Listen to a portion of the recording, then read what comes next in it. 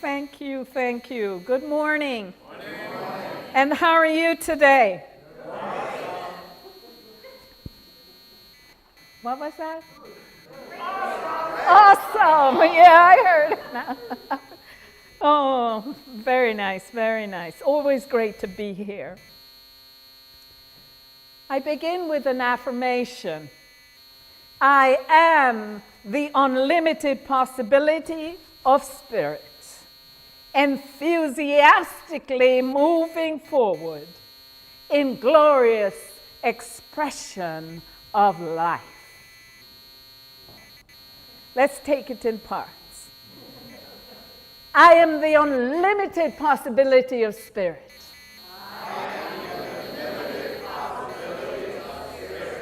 Enthusiastically moving forward. In glorious expression of life. Yes. The theme of it is enthusiasm this month, and it's a powerful word. En meaning in, theos meaning God, asm denoting practice or action. Enthusiasm, the action or practice of being in God. Enthusiasm, by the way, does not appear in the Bible. Did you know that? Interesting. But it is, I think because it's a Middle Eastern French, not Middle Eastern, Middle French word that came about in the 1600s. But it's all encompassed by the word zeal. And zeal is in both Old and New Testament. You may know that Charles Fillmore, co-founder of Unity, delineated 12 spiritual powers or faculties of mind that is in your body consciousness and is unfolding, helping you to unfold, develop, and grow. And zeal and enthusiasm is one such faculty.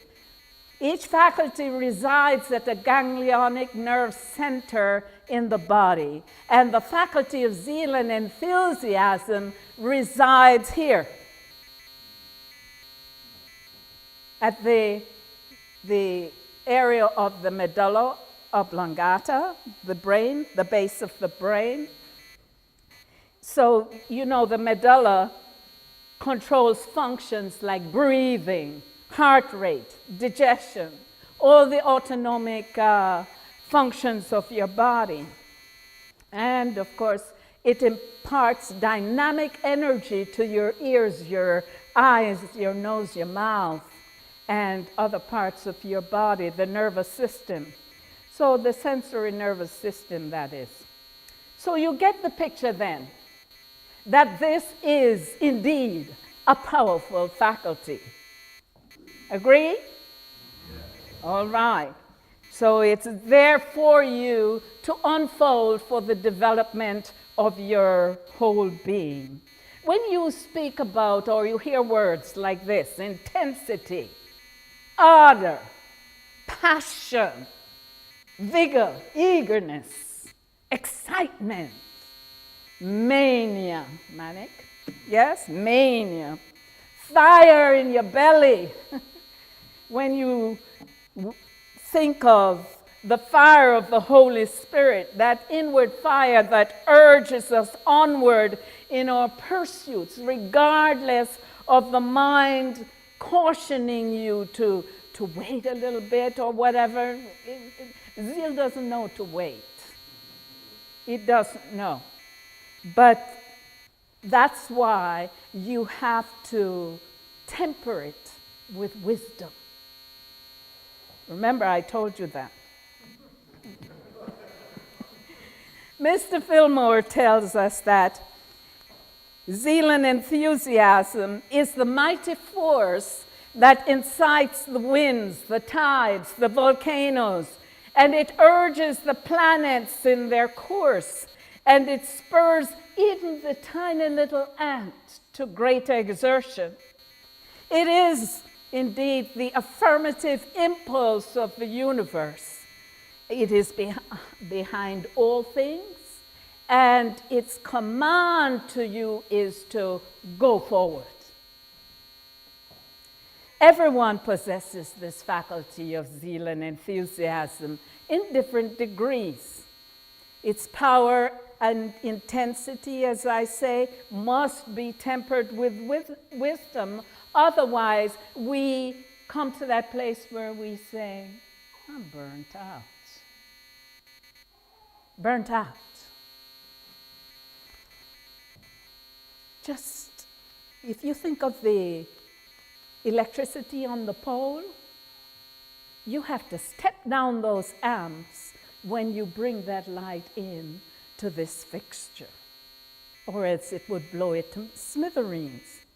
So yes, that's the same way zeal must function in you. I want to share with you this quote that Halford Lucock in the December issue of Progress magazine, December 1992.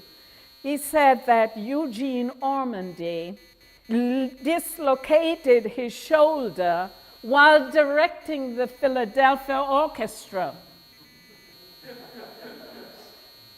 He said, I do not know what they were playing, but he was giving his all to it. And I have asked myself, sadly, did I ever dislocate anything, even a necktie? This is the intensity of that faculty of zeal, the intensity of expression. Think of how you move through life today. Is yours a life in which nothing is happening? Is yours a life without excitement? Or is something great happening in you? Think of the excitement and the enthusiasm that fills you when you meet a new, or you enter into a new relationship. Huh? I see people looking at each other. That's good. When you start a new project, think of that enthusiasm that comes when you start a new project and the ideas just roll out one after the other. You can't wait to get it down and get to work on it. Think of the moments of ecstasy that you enjoy in prayer. What about the times when you are directed to spiritual growth, say? You begin to study, so much so that everything else that you have to do takes a backseat. If any of these examples have been your experience, then you have engaged this faculty of zeal. Another way zeal is awakened, and it doesn't look much like an awakening at all. I can't tell you that it is cool to be in that place at all. It is called divine discontent. It feels like your whole life is upside down and something is going to happen. You are on the brink of something, but you can't see it come. You can't put your finger on it. And you wait and you wait and you wait. And you wonder, what is happening to my life? If you are grounded in truth, you know there is life after this experience. That's what you'll say to yourself.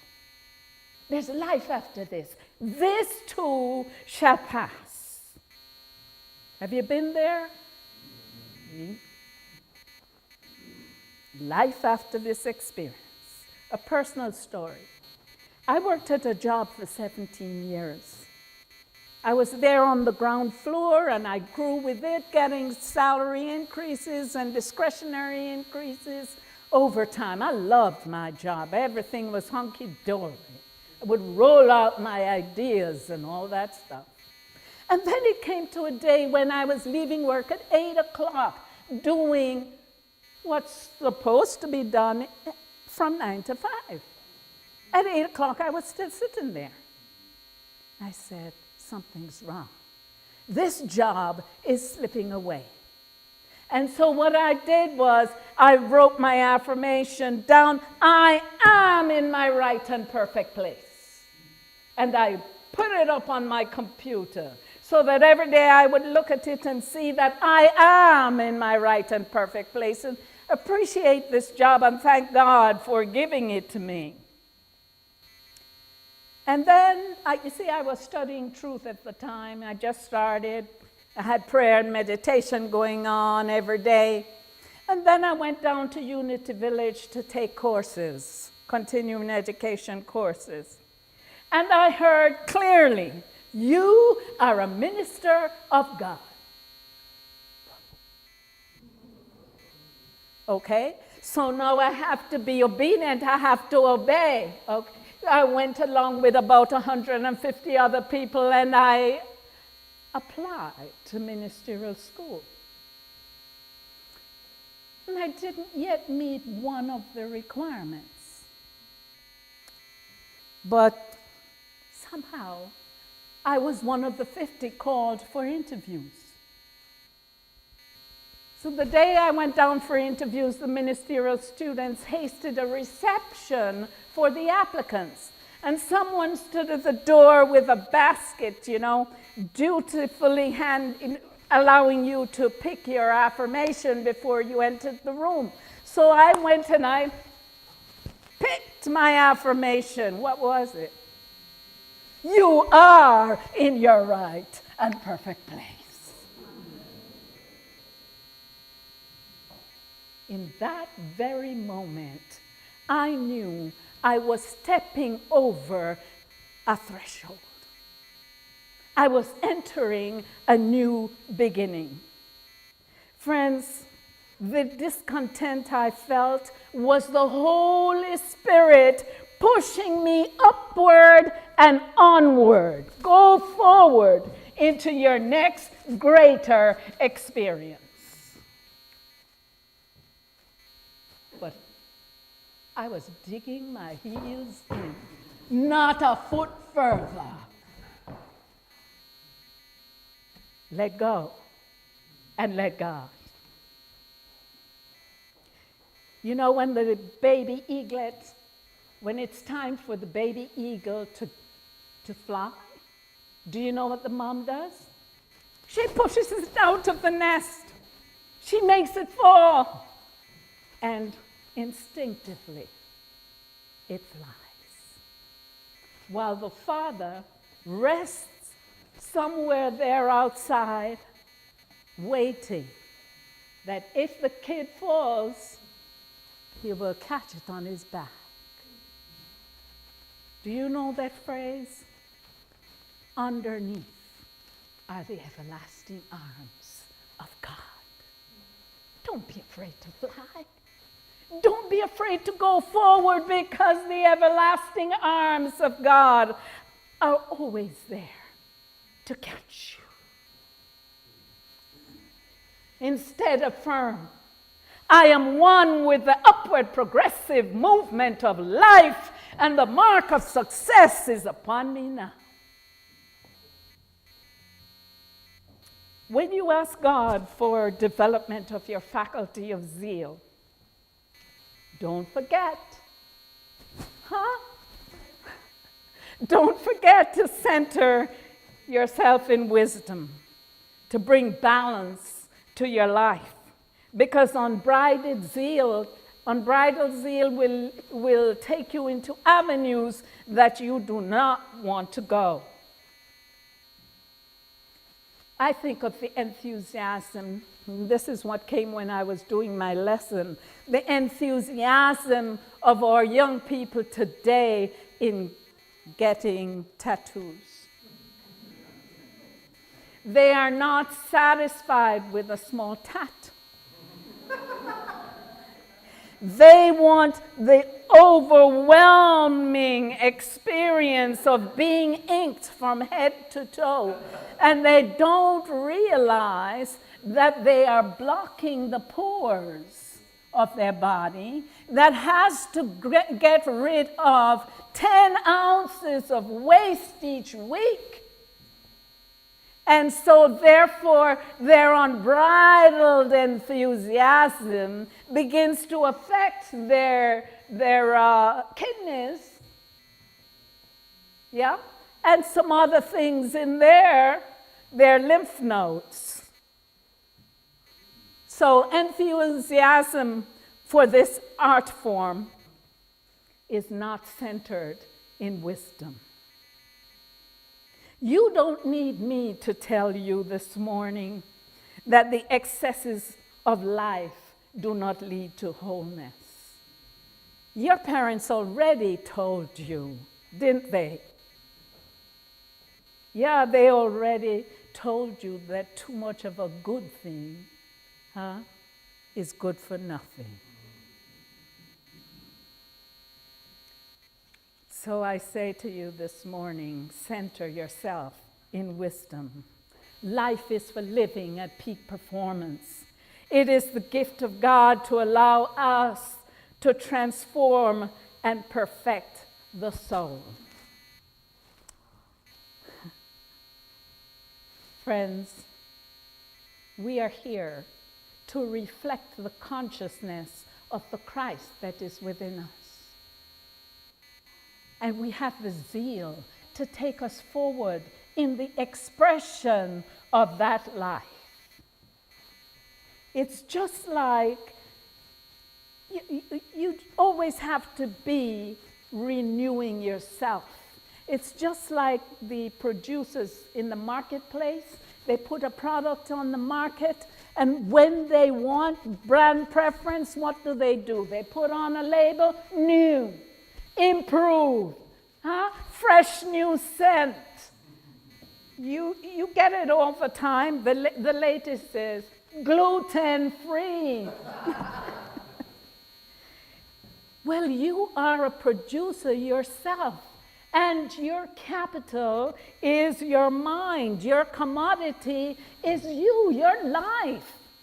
You have to produce it. So you yourself must make an effort to prepare yourselves mentally, emotionally, and spiritually for God to use you. And so He will bring you into the degree of greatness that your consciousness is ready for at the time, because the end of that is genius. You have a lifetime to get there, but you got to begin somewhere. So I say to you, begin to practice. Begin your practice. Begin action. The mission of the Holy Spirit is that every person on the face of the earth becomes God conscious. Me and you. So we have to work. It stirs us to action. We have to work at it. I want to share one thing before I go. It's about the zealot. His name is Simon the Canaanite. He was one of the disciples of Jesus, and he represents this faculty. In fact, the Catholic tradition gives him a feast day on October 28th. So it's no wonder you're celebrating it in this month, enthusiasm in this month. But my point is, Simon the Zealot he belonged to a group of zealots who were against the Roman occupation of Judea, and he and his group encouraged other people to join them and forced the Roman rule out of Judea, and a whole lot of people died. It's not unlike the suicide bombers of today. But what I want you to hear is that Jesus called this guy to be one of his disciples because he could see the zeal in him. And what he did was, after Simon became a disciple, the Holy Spirit took hold of that zeal and transformed it into service for God. And so Simon went and took the gospel of Jesus Christ to places like Egypt, Africa, parts of Africa, Persia. He even went to Britain. So I'm saying, what am I saying? That zeal that we have can be turned around for spiritual good. Mothers know this zeal. Every mother in here knows this zeal. And guys, you can learn. The seed is planted. The seed is planted, and it takes a while for that seed to grow. But after the first kick, everything picks up speed. And you know what? The physicians call that time the quickening. We are quickened sometimes by the Holy Spirit. And when we are quickened, you can't get enough to read about New Thought. You remember when you first came in here? You didn't want to leave because this is where you heard what your soul wanted. You need to run with that, friends. You were quickened by the Holy Spirit to become aware, become awake to the truth, and to the truth as it is taught right here. I am blessing you this morning that you will develop this faculty of zeal and enthusiasm. So I am encouraging you right now to put your attention where? Yes, at the medulla oblongata, and affirm with me. I am the unlimited possibility of spirit. Together? I am the unlimited possibility of spirit. Centered in love. And guided by wisdom. I enthusiastically move forward. In glorious expression,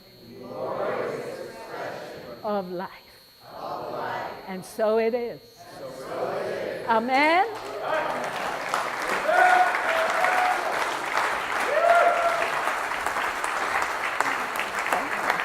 Thank you. Thank you. Thank you.